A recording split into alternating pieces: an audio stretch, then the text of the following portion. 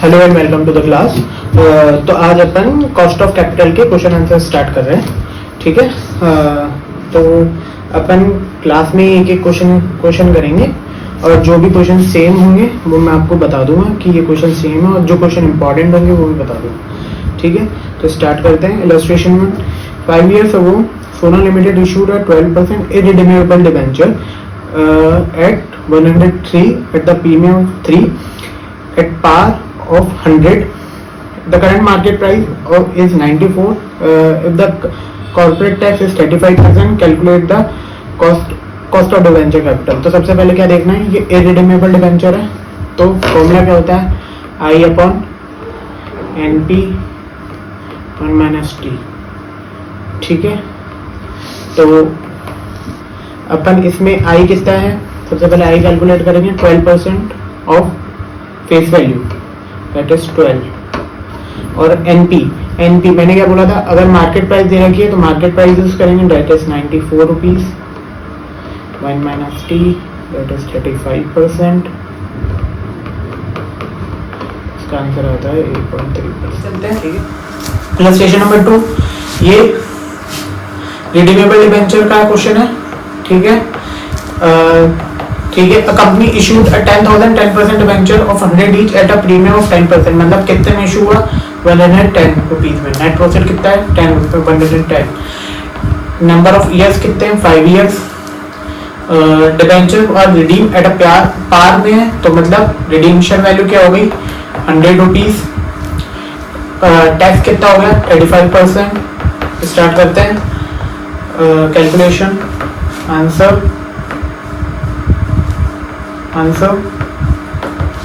ठीक है, I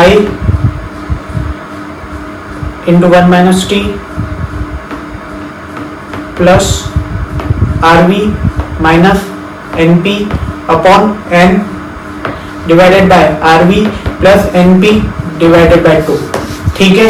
I कितना हो गया अपने पास यहाँ पर, 10% of 100, that is 10 rupees. T कितना है, 35%, 1 माइनस 35% प्लस RV कितना है, redemption value 100 rupees. Net profit कितना है, 110। नंबर ऑफ ईयर्स कितना है, 5 years, same 100 plus 110 divided by 2, ठीक है। कैलकुलेट करते हैं, 100 minus 110 divided by 2 divided by 5, that is minus 2, 1 minus 25 into 10, that is 6.5 divided by 100 plus 110 divided by 2, that is 0.5 into 100, 6.5 minus 4.5 divided by 105 into 100, that is 4.2%, ठीक है, 4.28%। कौन सा है, illustration 2, ठीक है। इलस्ट्रेशन 2 और इलस्ट्रेशन 3 सेम है, बस यहाँ पे नेट प्रोसीड क्या होगा, 80 रुपीज, क्योंकि क्या है यहाँ पर करंट मार्केट प्राइस दे रखी है, ठीक है। फोर्थ क्वेश्चन कौन सा है, जीरो कूपन बॉन्ड वाला, इलस्ट्रेशन 4, ठीक है। इसके अंदर क्या है, अपन ने आज इशू करे हैं 2500 रुपीज पे, अपन इसको 25 ईयर्स बाद रिडीम करेंगे 1 लाख रुपीज पे, ठीक है। Net proceed equals to 2500, redemption value equals to 1 lakh rupees,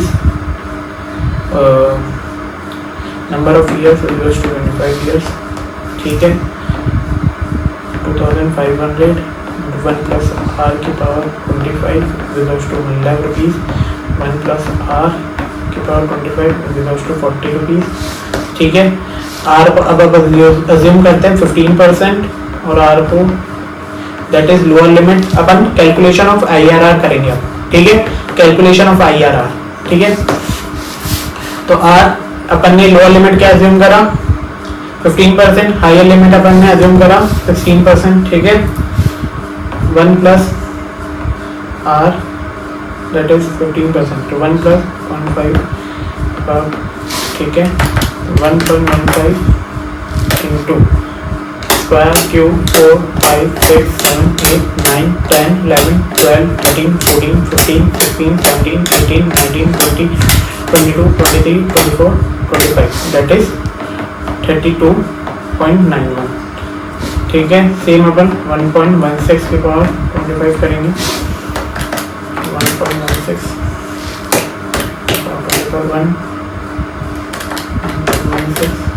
square cube 4 5 6 7 8 9 10 13 14 15 16 17 18 19 20 21 22 23 24 25 that is 40.87। ठीक है अब दोनों की एनपीवी निकालेंगे। एनपीवी क्या होगी 40 माइनस 32.91 एनपीवी ऑफ एल और उसकी एनपीवी क्या होगी एच की 40 माइनस 40.87। ठीक है तो ये कितना हुआ 40 माइनस 32.91 ये कितना हुआ 7.09। ठीक है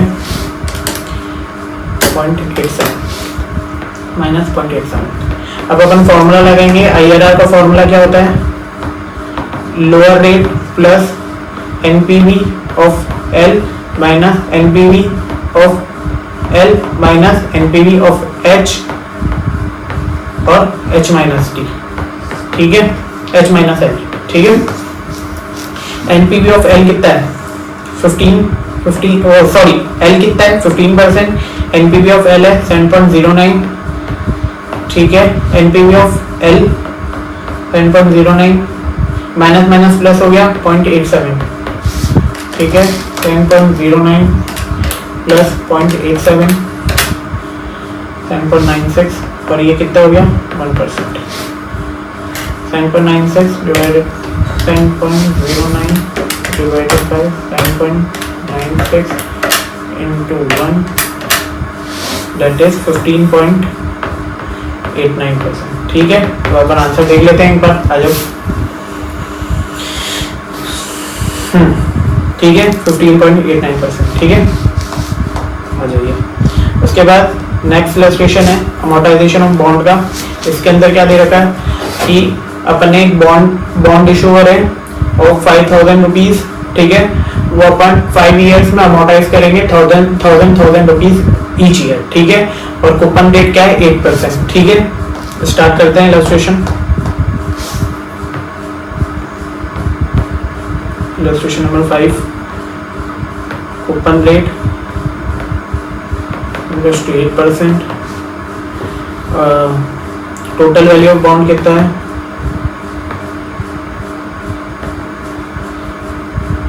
5,000। इसके अंदर अब अपन क्या करेंगे सबसे पहले कैलकुलेशन ऑफ इंटरेस्ट। ठीक है पहला फर्स्ट ईयर में 1 2 3 4 5 years 5,000 into 8% that is average of 40 400 फिर 4,000 क्योंकि अपन ने क्या कर रहा 1,000 रुपीज वापस दे दिए 320 सेम 3,000 8% दैट इज 240 रुपीज 2,000 का 8% दैट इज 160 रुपीज और 1,000 का 8% दैट इज 80 रुपीज। ठीक है उसके बाद कैश फ्लो कैलकुलेट करेंगे टोटल कैश फ्लोज। ठीक है जो कि इंटरेस्ट और प्रिंसिपल होगा। इंटरेस्ट कितना है ईयर 1 2 3 4 5 इंटरेस्ट कितना है 400 320 240 160 और 80 रुपीज। ठीक है अब 400 को क्या करेंगे और प्रिंसिपल कितना वापस दे रहे हैं 1,000 ईच ईयर। समझ में आ रहा है नहीं आ रहा है टोटल कैश फ्लो कितना हो गया 1,400 इसका 1,320 1,240 1,160 1,080। ठीक है अब इसकी प्रेजेंट वैल्यू निकालेंगे। Present value at the rate 6% क्योंकि उसमें क्या दे रखा है 6% दे रखी है ना, इंटरनल रेट ऑफ रिटर्न कितना दे रखा है 6%, ठीक है। तो year 1 plus year 2 plus year 3 and so on, ठीक है। तो 1400 divided by 1.06 plus 1320 divided by 1.06 का स्क्वायर प्लस 1240 डिवाइडेड 1.06 का क्यूब प्लस 1.116 डिवाइडेड बाय 1.06 का 4 प्लस 1080 डिवाइडेड बाय 1.06। अब इसको सॉल्व कर लेना और आंसर आ जाएगा, ठीक है। आंसर क्या आ रहा है इसका,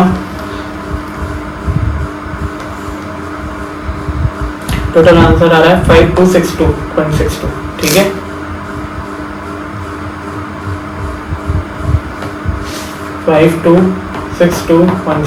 ठीक है। नेक्स्ट इलस्ट्रेशन पे आते हैं। 4 इलस्ट्रेशन हो चुके हैं, अपन नेक्स्ट इलस्ट्रेशन पे आ रहे हैं, कॉस्ट ऑफ कन्वर्टेबल डिबेंचर्स, ठीक है।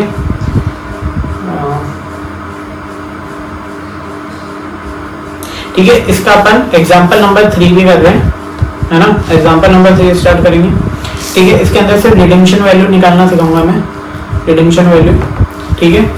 तो a company has issued a 10,000 15% convertible debentures of 100 each with a maturity in 5 years. At maturity, debenture holder will have an option to convert its debenture into equity 1:10 के ratio में, that is 10 share for each debentures. The current market price of the equity is 12% and historical growth rate is 5%. तो अपन को जब की value निकालनी है, सबसे पहले इक्विटी की वैल्यू निकालनी है जब की, तो 12 1 प्लस 0.5 कितना नंबर ऑफ ईयर है 5 इयर्स, ठीक है। तो 1.15 square cube 4/5 into 12, that is current market price कितनी आई 24.13, ठीक है। नंबर ऑफ डिबेंचर्स कितने, नंबर ऑफ शेयर्स कितने मिलेंगे पर डिबेंचर कितने 24.13 into 10, that is total value क्या होगी 241.3, रिडेम्पशन वैल्यू क्या होगी 241.3। उसके अलावा सब चीज सेम रहेगी, ठीक है।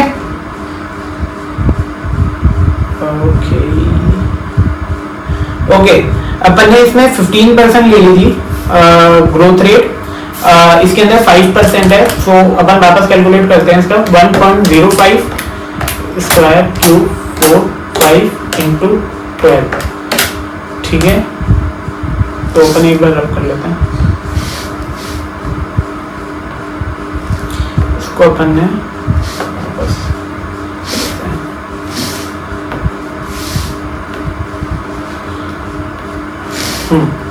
इक्विटी वैल्यू वापस निकालते हैं अपन। आज की वैल्यू क्या है इसमें 12 रुपीज और 1.05 की ग्रोथ रेट है, तो की पावर 5 दैट इज 15.31 इंटू 12, तो 1.05 square cube 4/5 into 1.05 square 4/5 into 12, that is 15.312, ठीक है। और अपन इसको जब नंबर ऑफ रिडीम्पशन वैल्यू निकालने के लिए नंबर ऑफ शेयर्स इंटू कर देंगे 15.312, वो आ रही है अपने पास 153.12। रिडीम्पशन वैल्यू निकाली है क्योंकि इसमें बोला है कि ये जो डिबेंचर्स है उनके पास ऑप्शन है कि इक्विटी शेयर्स में कन्वर्ट हो सकते हैं। तो अपन ने क्या करा, इक्विटी शेयर्स की सबसे पहले वो वैल्यू निकाली जो 5 साल बाद होगी, फिर उसके बाद उसको नंबर ऑफ शेयर्स जो उनको मिलेंगे, अगर उन्होंने एक डिबेंचर दिया तो अपन उनको कितने शेयर्स देंगे 10 शेयर्स, तो टोटल उनको अपन कितना पैसा दे रहे हैं या कितने रुपीज के शेयर्स दे रहे हैं, दैट इज 153.12, ठीक है। आते हैं नेक्स्ट क्वेश्चन। अब इसको दो तरीके से निकाला हुआ है इसने, बाइटियम मेथड से और अप्रोक्सीमेशन मेथड से, ठीक है। वो डायरेक्ट फॉर्मूले हैं, वो आप कर लीजिएगा। ठीक है। इसके बाद केपी, कैलकुलेशन ऑफ केपी, इसके अंदर इलस्ट्रेशन नंबर 6 के अंदर तो स्टार्ट करते हैं। 10% है, 10% ऑफ 100 दैट इज 10 रुपीज, और इसके अंदर वो कितना है 95। Current market price issue, current market price use करेंगे। अगर करंट मार्केट प्राइस दे रखी है दैट इज 100, तो वो कितना आता है 10.52 सी, और इसको 10.53 भी लिख सकते हैं, ठीक है। Same the R Energy has issued the preference stock of 100 each, state the dividend is 12 rupees, flotation cost 3% दे रखा है, ठीक है। इसके अंदर बस एक फ्लोटेशन कॉस्ट माइनस करेंगे जो कि 100 माइनस 3 होगी, ठीक है, 97 रुपीज, ठीक है। उसके अलावा क्वेश्चन सेम है, ठीक है। आगे चलते हैं। हाँ, X has issued a 2000 10% preference shares of 100 each at a 95. The company has redeemed the preference shares at a 10th year. मतलब 10th year में अपन हो जाएगा, मतलब redeemable preference shares है। सबसे पहले तो ये ध्यान रखना। अब redeemable preference shares में फॉर्मूला क्या रहेगा, D plus RV minus NP divided by N plus RV plus NP divided by 2, ठीक है। अब RV क्या है इसकी अपने पास एट इशू, नहीं, सबसे पहले इसकी नेट प्रोसीड क्या अपने पास 95 रुपीज, और आरबी उसके लिए क्या बोला है, the company process redeem the preference shares at the preference shares at the end of 10th year from the date of issue. मतलब आरबी के बारे में कुछ बोला नहीं है, तो आरबी कितना हो गया अपने पास 100 रुपीज, कुछ बोला नहीं है तो पार पे करेंगे, ठीक है। उसके अलावा सिर्फ फॉर्मूले में लगाना है, आंसर आ जाएगा, ठीक है। देख लीजिए इसमें आरबी 100 रुपीज, एनपी ये दे रखा है, ठीक है। आगे चलते हैं।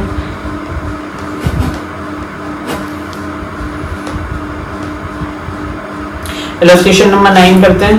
The company has paid the dividend, सबसे पहले पेड है तो मतलब क्या होगा ये D0 at face value 10 rupees and it is expected to grow at 10%। मतलब D1 निकालने के लिए क्या है 1 plus 1.1 दैट इज 1.1, ठीक है। Calculate the cost of equity, market price कितने दे रखी है, P0 कितना दे रखा है अपने को 55, तो क्या हो गया D1 upon P0 plus G, Gordon वाला फॉर्मूला है, ठीक है। 1.1 डिवाइडेड बाय 55 प्लस G कितना है अपने पास 0.1, ठीक है। 1.1 divided by 55 that is 0.02 plus 0.1 that is 0.12, और उसको अपन 12% भी लिख सकते हैं, ठीक है। आगे चलते हैं। अब ये रियलाइज यील्ड अप्रोच है। Mister Mehta has purchased shares of 1000 rupees, he has received the dividend of the 5 years at the rate 10%, ठीक है। तो मतलब हर बार उसको डिविडेंड क्या मिलता है 100 रुपीज, ठीक है। Eight the end of 5th year he sold the share को सोल्ड करा है कितने 1128 रुपीज में। You are required to calculate the cost of equity at the realized yield approach. तो इसने क्या बोला है कि आपको realized yield approach में निकालना है, ठीक है। तो अपन को realized yield approach में IRR निकालते हैं अपन, ठीक है। अब IRR क्या करना है, इसके अंदर सबसे पहले क्या दे रखा है अपन को, है ना। अपन इसमें assume करते हैं R equals to 12%, तो IRR क्या होता है जहां पर NPV of NPV equals to 0, ठीक है। अब NPV निकालते हैं अपन सबसे पहले इसकी एट द रेट 12% पे, तो कितने आती है, ठीक है। NPV answer calculation of NPV, calculation of NPV, ठीक है। तो 0th year, 1st, 2nd, 3rd, 4th, 5th, 6th, 7th, 8th, 9th और 10th, ठीक है। कितने 10th ईयर 10 ईयर की ना, नो 5 ईयर से, सॉरी।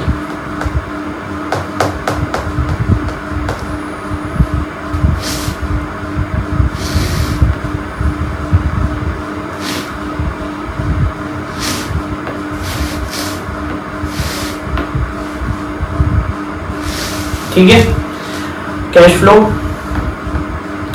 0th ईयर पे क्या मिला था अपन को 1000 रुपीज मिले थे, ठीक है। हर साल उसको 100 रुपीज देने, 100 प्लस 100 प्लस 100 प्लस 100 प्लस उसने बेचा कितने पे 1128 पे ना, एक बार श्योर कर लो 1128, ठीक है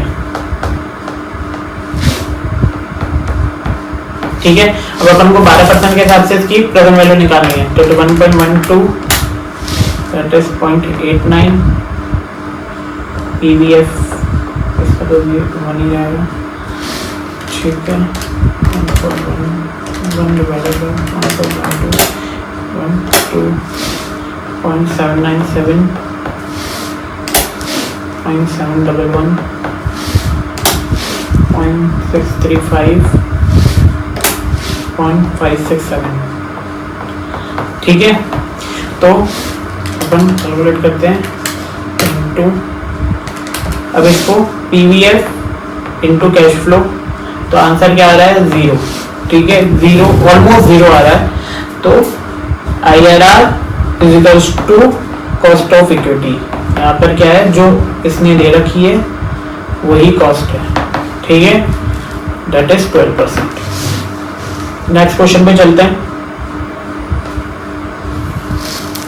नेक्स्ट क्वेश्चन पे दे रखा है अपने को calculate the cost of equity the following data use the realised yield approach. सबसे पहले रियलाइज्ड यील्ड अप्रोच निकालना है, ठीक है। इसके अंदर क्या दे रखा है अपन को, हर साल डिविडेंड जो दिया है वो दे रखा है, प्लस प्राइस दे रखी है। मैंने एक फॉर्मूला बताया था कि 1 + y1 = d1 + p1 divided by p0, ठीक है। सेम फॉर्मूला लगाएंगे अपन हमेशा, ठीक है।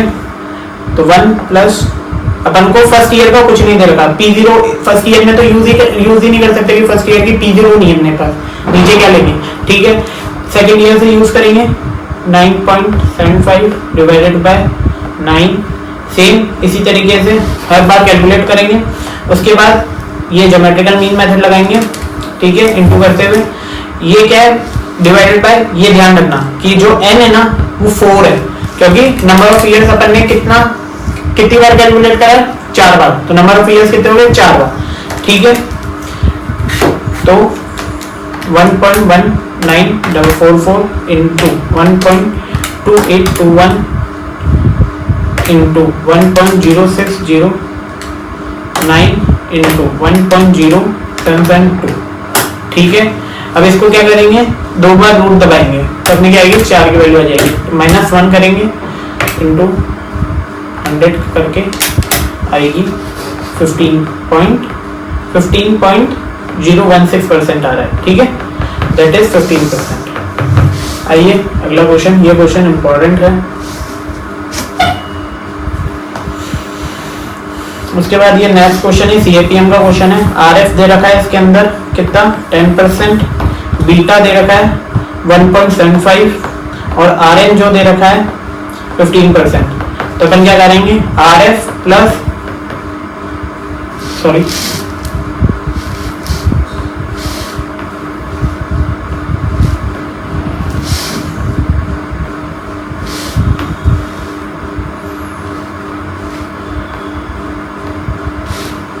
RF plus beta into RM minus RF। तो RM माइनस RF कितना हो गया 5% और बीटा कितना हो गया, बीटा कितना हो गया इसमें 1.75 और RF कितना हो गया 10% वापस, तो टोटल कितना आ रहा है 18.75%, ठीक है। सिर्फ फॉर्मूला है, सिर्फ फॉर्मूला है इसके अंदर, सिर्फ फॉर्मूले का खेल है, ठीक है। नेक्स्ट क्वेश्चन,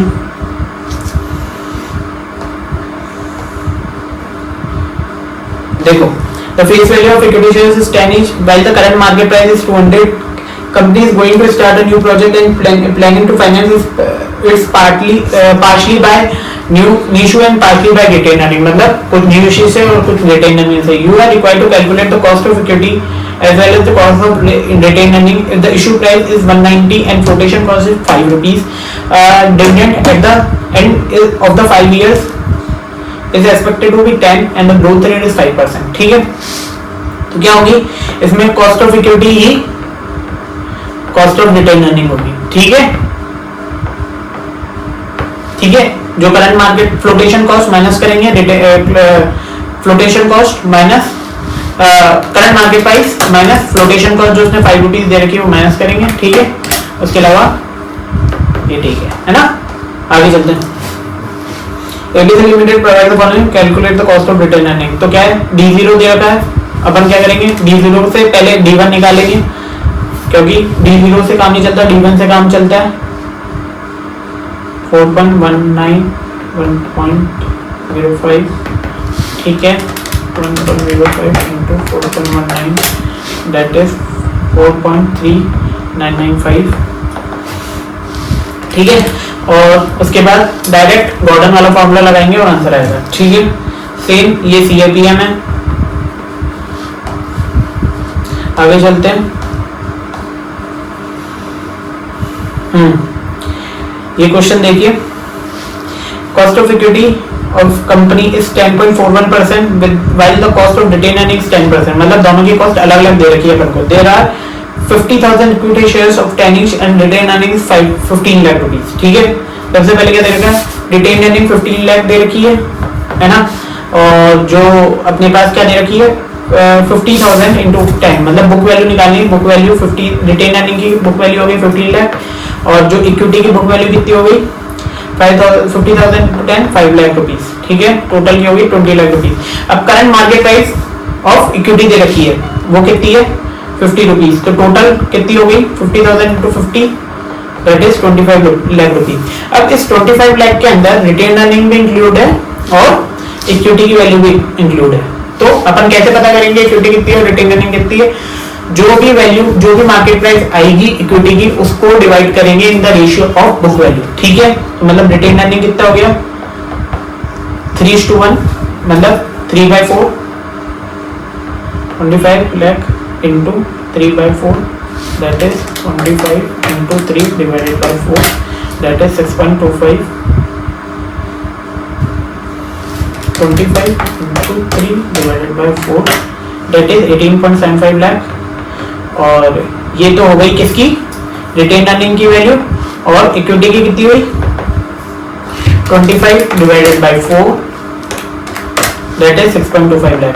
और दोनों का अपन फिर अपन कॉस्ट ऑफ कैपिटल जैसे निकालते हैं वैसे निकाल लेंगे, ठीक है।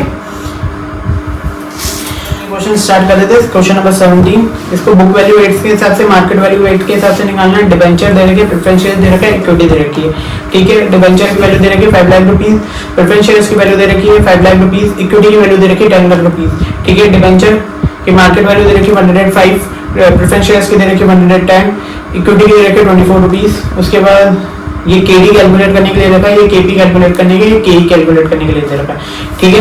उसके बाद ये बोला था कि वाईटीएम मेथड से अपन को कॉस्ट ऑफ डिबेंचर और कॉस्ट ऑफ प्रेफरेंस शेयर्स निकाल लें। सबसे पहले अपन कॉस्ट ऑफ इक्विटी निकालेंगे। कॉस्ट ऑफ इक्विटी का फॉर्मूला क्या लगाएंगे, D1 अपॉन P0, और अगर फ्लोटेशन कॉस्ट दे रखी है तो फ्लोटेशन कॉस्ट माइनस करनी है, दैट इज D1 कितना हो गया इसके अंदर 1 रुपीस प्लस G, सॉरी, ठीक है, 1 रुपीस, क्योंकि इसमें क्या दे रखा है, नेक्स्ट ईयर एक्सपेक्टेड डिविडेंड दे रखा है, ठीक है। तो उसको कैलकुलेट करने के अपने पास कॉस्ट ऑफ इक्विटी आ जाएगी। उसके बाद डिबेंचर्स के ऊपर आते हैं। तो डिबेंचर्स के लिए अपन को उसने पर्टिकुलरली बोल रखा है कि वाईटीएम मेथड लगाना है, तो वाईटीएम मेथड ही लगाएंगे, ठीक है। उसके पहले अपन को क्या निकालना है, सबसे पहले नेट, अपन को क्या करना है, नेट प्रोसीड जो अपन को जीरो ईयर पे मिला, जीरो ईयर पे क्या मिला, करंट मार्केट वैल्यू दे रखी है, current market value net proceed की जगह करंट मार्केट वैल्यू यूज करेंगे, तो 105 माइनस 4% दैट इज 105 का 4% माइनस करेंगे तो वो कितना आएगा 100.8, ठीक है। वो जीरो ईयर का कैश फ्लो हो गया, ठीक है। उसके अलावा क्या बोल रखा है, 10% के हिसाब से अपन को इंटरेस्ट देना है, तो 10 रुपीज पर ईयर हो गया, माइनस 30% जो अपने पास टैक्स रेट है। तो टोटल इंटरेस्ट 1 to 10 ईयर्स में कितना होगा 7 रुपीज। 10th ईयर पे अपन क्या करेंगे, उसको पार में पहले देंगे 100 रुपीज पे देंगे, ठीक है। उसके बाद अपन क्या करेंगे, IRR मेथड लगाएंगे। IRR मेथड लगा के इसने जो अज्यूम करा जैसे 5% या 7%, आप कुछ भी अज्यूम कर सकते हैं, ठीक है। उसके बाद IRR लगा के इसने निकाला 6.89%। Same upon cost of preference shares भी ऐसे निकालेंगे, ठीक है। उसके बाद WACC कैसे निकालते हैं अपन, तीनों का वेट निकालेंगे। वेट क्या हो गया, अब जैसे इस वाले क्वेश्चन के अंदर बुक वैल्यू भी बोल रखा है, तो बुक वैल्यू का वेट कितना हो गया 0.25, 0.25 और 0.5, ठीक है। तीनों का लगा के ऐसे ही अपन जो अपन ने कॉस्ट निकाली है वो यूज करेंगे सेम, ठीक है। सेम अपन क्या करेंगे, अपन मार्केट वैल्यू के हिसाब से निकालेंगे। मार्केट वैल्यू क्या दे रखी है अपने को, जैसे 105 into 5 lakh divided by 100 that is 5000 rupees. 105 into 5000 into 5000 into 10,000, ठीक है। इसकी टोटल करेंगे और डिवाइडेड बाय पर्टिकुलर जो भी अपन को उसका निकालना है, इक्विटी का निकालना है, इक्विटी का निकाल लेंगे, प्रेफरेंस शेयर्स का निकालना है, प्रेफरेंस शेयर्स का, और उसका निकालना है उसका केपी का निकालना है, केपी का। सेम कॉस्ट यूज करेंगे, ठीक है। उससे आंसर आ जाएगा, कोई दिक्कत नहीं आएगी आपको, ठीक है। सिर्फ फॉर्मूले का खेल है, क्वेश्चन बहुत इंपॉर्टेंट है। फॉर्मूले से अगर आप देखेंगे तो फॉर्मूला लगाएंगे, और इसके अंदर 2-3 चीजें ध्यान रखनी है। एक तो करंट मार्केट प्राइस यूज करनी है, current market price, flotation cost minus करनी है, ठीक है। वेट मार्केट वैल्यू का वेट अलग निकालना है, बुक वैल्यू का वेट अलग निकालना है, दोनों अलग क्वेश्चन है, ठीक है। स्टार्ट करते हैं अपन क्वेश्चन नंबर 80, ठीक है। ये भी एक इंपॉर्टेंट क्वेश्चन है, ठीक है। अपन देखते हैं इसको, ठीक है। आइए, ADC limited of following capital structure which has considered the optimum, ठीक है। उसने क्या दे रखा है, 2 लाख रुपीज का कैपिटल स्ट्रक्चर दे रखा है। The company has a market price of 23.6, ठीक है। शेयर की मार्केट प्राइस, इक्विटी की मार्केट प्राइस दे रखी है। Next year dividend will 15% of EPS, ठीक है। 15% ऑफ ईपीएस मतलब डिविडेंड कितना हो गया, नेक्स्ट ईयर का एक्सपेक्टेड डिविडेंड कितना हो गया, 2.36 का 15% दैट इज 1.18 रुपीज, ठीक है। ये किसके लिए काम आएगा, कॉस्ट ऑफ इक्विटी के लिए, के निकालने के लिए। Following are the uniform of EPS, uniform है फॉर द प्रेसिडिंग 10 years, ठीक है। The company has issued a new debentures carrying value कितनी हो गई, 16% मतलब कूपन रेट क्या हो गया 16%। मार्केट वैल्यू क्या हो गई 96 रुपीज, ठीक है। मतलब अगर मार्केट वैल्यू देखेंगे तो मार्केट वैल्यू नेट प्रॉफिट की जगह यूज करेंगे, ठीक है। उसके बाद कंपनी, इसके अंदर अपन को डिबेंचर की रिडेम्पशन डेट नहीं दे रखी, ठीक है। तो कौन सा फॉर्मूला रहेगा, इररिडीमेबल वाला, ठीक है। प्रेफरेंस शेयर्स 9.2, एनुअल डिविडेंड 1.1, ठीक है। टैक्स ब्रैकेट दे रखा है, वो अपन उसके लिए यूज करेंगे। केडी का I माइनस टी करेंगे, ठीक है। कॉस्ट ऑफ डेट निकालनी, कॉस्ट ऑफ प्रेफरेंस शेयर्स और कॉस्ट ऑफ इक्विटी, ठीक है। अब सबसे पहले कॉस्ट ऑफ न्यू डेट निकालेंगे, दैट इज मैंने बोला था इररिडीमेबल वाला फॉर्मूला यूज करना है। आई कितना है अपने पास, आई कितना हो गया 16% ऑफ 100 दैट इज 16 रुपीज, उसमें से 1 माइनस टी माइनस करके, ठीक है। केपी निकालने हैं, केपी कैसे निकालेंगे, प्रेफरेंस डिविडेंड डिवाइडेड बाय जो अपन को वैल्यू दे रखी है 9.2 जो अपन को करंट मार्केट प्राइस दे रखी है, ठीक है। सेम अपन न्यू इक्विटी की वैल्यू निकालेंगे, न्यू इक्विटी की वैल्यू कैसे निकालोगे, D1 divided by P0 plus G। अब G निकालेंगे, G कैसे निकालेंगे इसमें ये इंपॉर्टेंट है, ठीक है। G निकालने के लिए अपन को क्या करना पड़ेगा, ग्रोथ रेट देखनी पड़ेगी। अब ये यहाँ से यहाँ देखिए 2013 से 2014 में कितना परसेंट चेंज आ रहा है 10% का, ठीक है। 2014 से 2015 में कितना परसेंट चेंज आ रहा है 10% का। 2015 से 2016 में कितना 10%, मतलब ग्रोथ रेट कितनी हो गई 10%। सीधा आप इस फॉर्मूले से जाएंगे या फिर सीधा अगर आप वैसे निकालेंगे तो वैसे निकाल सकते हैं। फॉर्मूले से निकालना है तो फॉर्मूले से सिखा देता हूँ।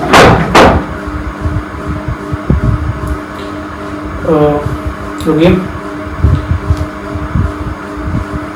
1.1 minus 1 divided by 1 that is 10%, ठीक है। ये आ गया। अब अपन को क्या करना है, मार्जिनल कॉस्ट ऑफ कैपिटल निकालना है, ठीक है। अब अपन मार्जिनल कॉस्ट ऑफ कैपिटल निकालेंगे।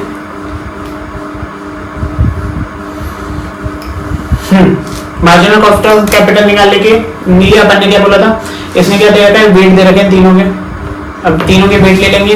इसका वेट क्या है, डिबेंचर का वेट क्या है 0.15, उसका कितना है 10,000 divided by 2 lakh that is 0.05, और इसका कितना है 1,60,000 डिवाइडेड बाय 2 लाख 0.8, ठीक है। यूज करेंगे मार्जिनल कॉस्ट ऑफ कैपिटल के लिए। अपन ने कॉस्ट निकाल चुके हैं, इंच कॉस्ट निकाल रखी है, वेट निकाला, मार्जिन और कॉस्ट ऑफ कैपिटल निकल गया, ठीक है। उसके बाद क्या लिखा है, determine the amount that can be spent on capital investment before the ordinary shares must be sold assuming that the retain earning portion कितना है 50%, ठीक है, 2022 का। मतलब अपने पास क्या है 1.18 इंटू 10,000 दैट इज 11,800 रुपीज पड़े इक्विटी के, जो रिटेन अर्निंग वाले, ठीक है। अब इसमें क्या क्वेश्चन भी क्या बोला है कि अपन को कैपिटल स्ट्रक्चर चेंज नहीं करना है, बस रिटेन अर्निंग वाला क्वेश्चन उसने ऐसा बोला है कि कैपिटल स्ट्रक्चर चेंज नहीं करना है, नए इक्विटी इशू नहीं करना है, जो रिटेन अर्निंग का पैसा है वो यूज करना है, और कैपिटल स्ट्रक्चर जो पहले वाला मेंटेन कर रखा था वो मेंटेन करना है। तो ठीक है, कैपिटल स्ट्रक्चर कैसे मेंटेन होगा, ठीक है। अपन को रिटेन अर्निंग का पता है 11,800 हो गया, ठीक है। और उसके अलावा क्या करेंगे, डेट से और प्रेफरेंस शेयर से पैसा मंगाएंगे। कैसे मंगाएंगे, 11,800 डिवाइडेड बाय 0.8, मतलब टोटल पैसा होना चाहिए अपने 14,750 में से इक्विटी का हो गया 11,800, प्रेफरेंस शेयर्स का कितना हो गया 11,800 का 5%, सॉरी 14,750 का 5%, सेम उस तरीके से इस तरीके से प्रेफरेंस उसका भी निकालते हैं डिबेंचर का, ठीक है। हो गया ये क्वेश्चन। नेक्स्ट क्वेश्चन क्या बोल रहा है, compute the marginal cost of capital when the fund exceed the amount calculated and assuming the new equity की वैल्यू क्या दे रखी है 20 रुपीज, मतलब P0 क्या दे रखा है 20 रुपीज, D1 क्या हो गया इसमें 1.18 जो अपना सेम रहेगा।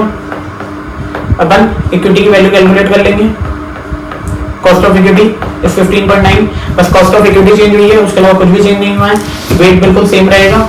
उसके हिसाब से कॉस्ट ऑफ WACC अपन ने निकाल ली है, दैट इज 14.57, ठीक है।